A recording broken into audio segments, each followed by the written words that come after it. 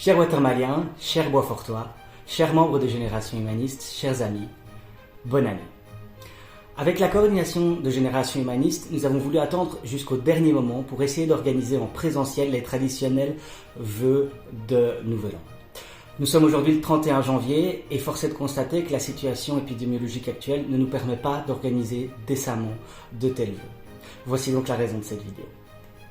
Pour rappel, Génération Humaniste, c'est le groupe politique centriste à Watermal-Boisfort. Nous sommes avant tout humanistes, progressistes et pragmatiques. Alors, les vœux, c'est souvent l'occasion de faire le bilan de l'année écoulée. Et ici, je vais profiter de ce moment pour faire le bilan des 2 dernières années écoulées. Et force est de constater qu'on n'a pas chômé. Nous avons mis en place un nouveau mode de fonctionnement qui s'appelle la coordination et qui nous permet d'être plus efficaces non seulement dans nos relations avec vous, mais aussi dans nos relations avec les habitants.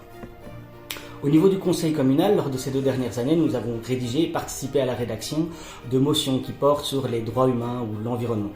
Nous ne comptons plus les interpellations, les questions d'actualité, questions écrites et autres questions informelles afin de faire avancer nos idées. En 2021, nous avons mis l'accent bien évidemment sur le suivi de l'épidémie au niveau local, mais également sur des questions de mobilité, notamment avec les problèmes rue des Pêcheries ou avenue de l'Eure. Aussi sur la stabilité financière de la commune et sur la mise en place de solutions innovantes pour faire face aux problèmes des habitants de Watermal-Boisfort. Mais au niveau de GH, nous avons aussi organisé un barbecue, nous avons organisé une conférence, nous avons fait des réunions politiques, un souper spaghetti, sans compter tous nos efforts de communication avec vous, par des flyers sur les réseaux sociaux, etc. Pour moi, personnellement, 2020, c'était l'année de la transition. 2021, c'était de l'année de l'expérimentation, non seulement au niveau de GH, mais également afin de trouver des solutions à cause de l'épidémie. Et j'ai envie que 2022 soit vraiment l'année de la concrétisation. Pour ce faire, au niveau du conseil communal, j'aurai une attention particulière sur le budget, qui n'a toujours pas été voté pour les raisons qu'on sait, sur l'évolution du dossier pêcherie, mais aussi sur l'évolution, par exemple, du dossier colonial du parc, dans l'avenue qu'on connaît, ainsi qu'à la rénovation de la place Ken, qui tarde à venir. Et puis, il y a évidemment la question de la construction ou de la non-construction sur le champ d'écailles qui se trouve au logis Floréal.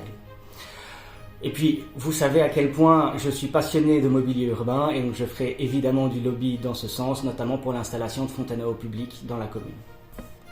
Au niveau de GH, nous allons continuer nos efforts de communication avec notamment un nouveau site web.